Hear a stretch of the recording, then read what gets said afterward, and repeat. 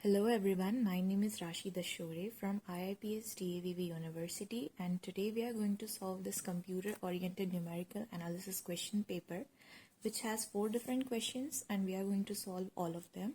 So let's start with the first question. The first question says, write an algorithm / flowchart to solve the following pair of equations for x and y given the values of a11, a12, a13 and a21, a22 and a23. This question asks us to write the algorithm for a pair of equations which has 2 variables x and y. So I have written the solution here. This is the algorithm to solve the equations for 2 variables. I have taken the 2 variables as x1 and x2 and we are going to solve the equations with Gauss elimination method. Gauss elimination method actually consists of 2 main methods which are forward elimination and then backward substitution. I have written both the algorithms part-wise. So here I have 2 equations for x1 and x2 as variables and a11, a12 and a13, where a11 and a12 are the coefficients of both the variables in the first equation, and in the second equation a12 and a22 are the coefficients. For Gauss elimination method, first we are going to take the coefficients and put them in a matrix like this, and then we will apply the forward elimination method. In the forward elimination method, we try to eliminate most of the coefficients of the next lines and create a triangle so that the calculation will be easier, and we can get the x2 from the second equation by making the coefficients a21 0, and then we'll put this a21 in the first equation and we'll get x1 easily. Starting with the forward elimination part, first we take a for loop where I initializes from 1 to 2.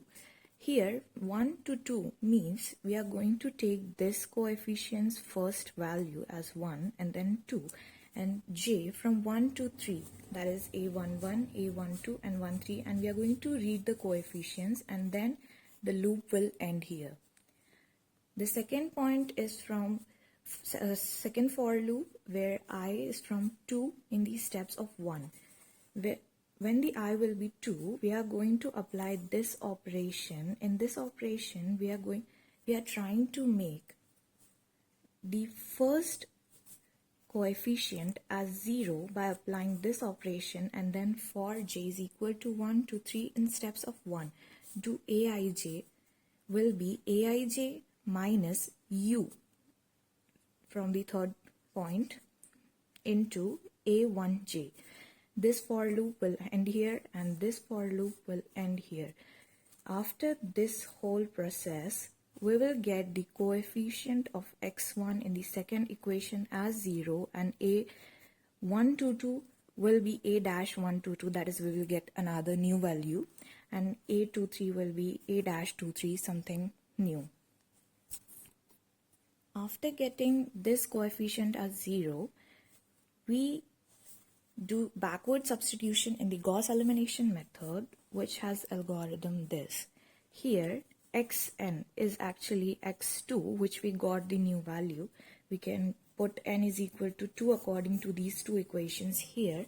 Then an into n plus 1 upon ann, which is this. x2 is equal to a23 upon a22 dash, because from this equation we are going to write this one.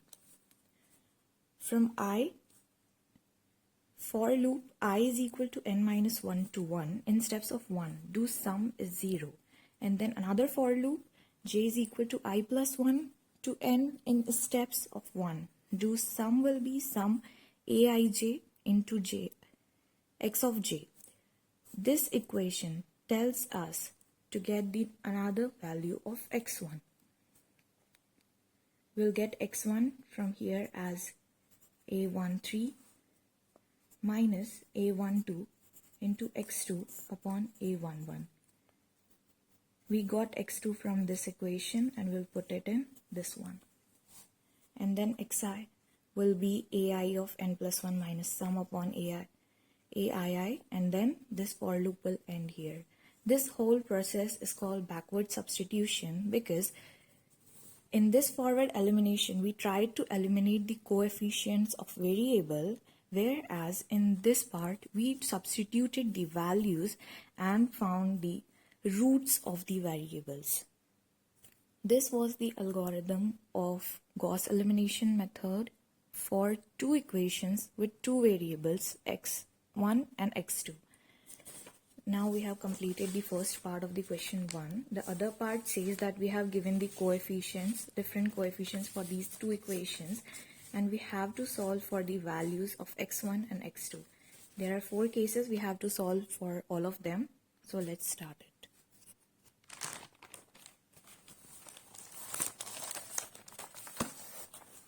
In case 1, I have the coefficients as 2.5, 5.2, 6.2, 1.251, 2.605 and 3.152. The same algorithm we just studied, we are going to apply here and for finding the values of x1 and x2. By using the Gauss elimination method, I have created a matrix and plotted all the values of the coefficients here. And then I have applied an operation which says on R2, that is row 2, apply row 2 minus row 1 into 1.251 upon 2.5. What does this means? This is nothing but the coefficients, that is A21 upon A11. After applying this operation on the row 2, which says for the first value in row 2, that is 1.251 minus 2.5 multiplied by 1.251 upon 2.5, which gives us a 0. That made us our what we wanted. Actually, we got here a 0. And then applying the same process in the other two values, we got 0.00292 and 0.04952. You can see here I already solved this. Since you can see here, we already got a 0 for the coefficient of x1 and x for the coefficient of x2, we got a new value and another constant. I have placed it in the equation, and by solving it, we got the value of x2 as 16.95890. And for x, putting the same values in the first equation, we already have the coefficients for the first equation. By putting these values, I got x1 as minus 32.7944. Now, since we can see in the question paper, it's asking with e, that is exponent. That means we have to give the answer in the form of mantissa and exponents. So we are going to take them as 4-value mantissa with exponents, which converting this will be quite easy actually. x2 will be 0.169589 if we take the 4 position mantissas 1, 2, 3, 4 with exponent. We have got the point 2 in the minus side, then we will take the 2 in the positive, which will be 0.1695e2. Same with the x1 will be minus 0.3279 E2. So we have got the values of x1 and x2. I'm going to write these values here. Moving on to the case 2, I have again the coefficients for these two equations for x1 and x2, and we have to solve. We are going to solve it by the same method, by applying Gauss elimination method. Again for the case 2, I have 6 values for A11, A12, A13, A21, A22 and A23. Using Gauss elimination method, I have made a matrix and then applying the same operation on row 2 minus row 1, 1.251 upon 2.5, where 1.251 upon 2.5 came as the coefficients, which is A21 upon A11. Now values of R2, that is new values after applying the operation, will be 0, then 0.00392 and 0.04952. we have got what we wanted, that is the first coefficient has become 0, giving us the value of x2 as 12.6326, and for x1 we will put the value of x2 from here and we will get minus 23.7958. Again, after converting these value into the standard form, normalized form, we will get it in the form of 4-digit mantissa and the exponent as 0.1263 e2 and minus 23.79 e2. I'm sorry, minus 0.2379 e2. Yeah.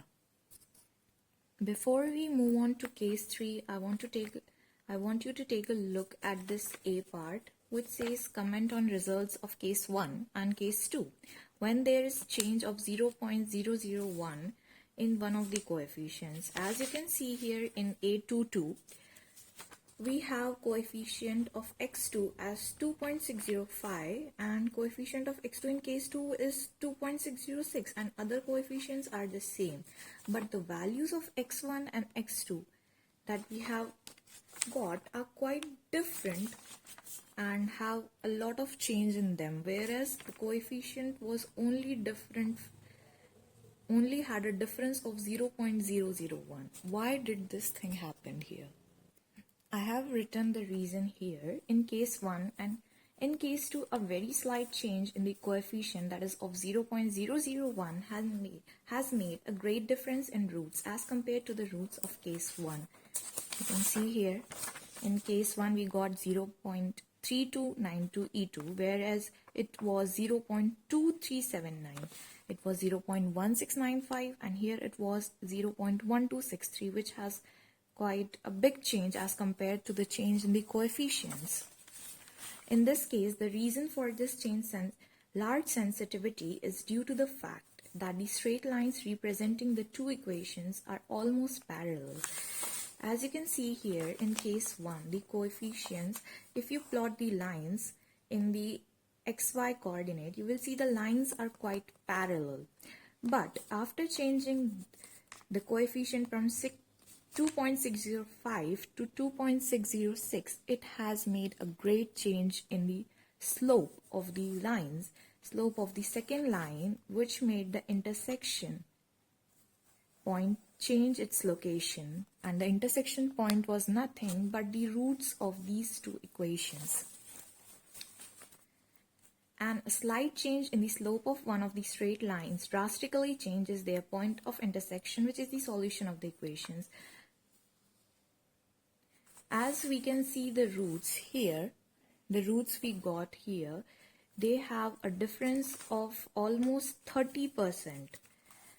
30% in computation with some error in them. I have written the reason in a quite precise way, so you can pause the video to read it. Now let's go to case 3, which has given us again the values of A11 to A23 as these values, and we have to find the value of x1 and x2. Again applying the Gauss elimination method, but here we are taking the first A11 given here is 0.2 e minus 4. So I have wrote the matrix here and again putting the values and applying the operation, as R2 will be R2 minus R1 into A21 upon A11, which is nothing but the coefficients given here, which will make this coefficient 0 and will make our work easy to find the value of x2 by taking the two new values of A22 and A23.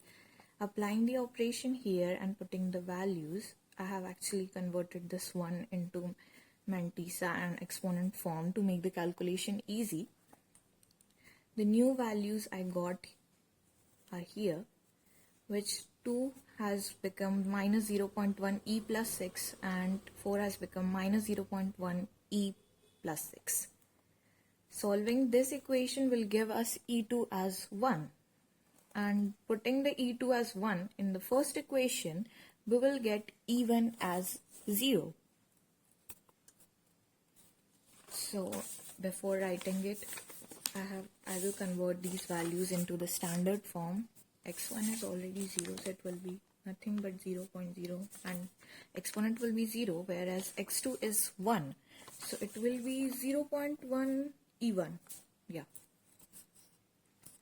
Now in case 4, you can easily see that the coefficients have been switched, that is, the equations have been changed its sequence. The first equation here was this one, and now the same equation has become the second equation, and the second has become the first one.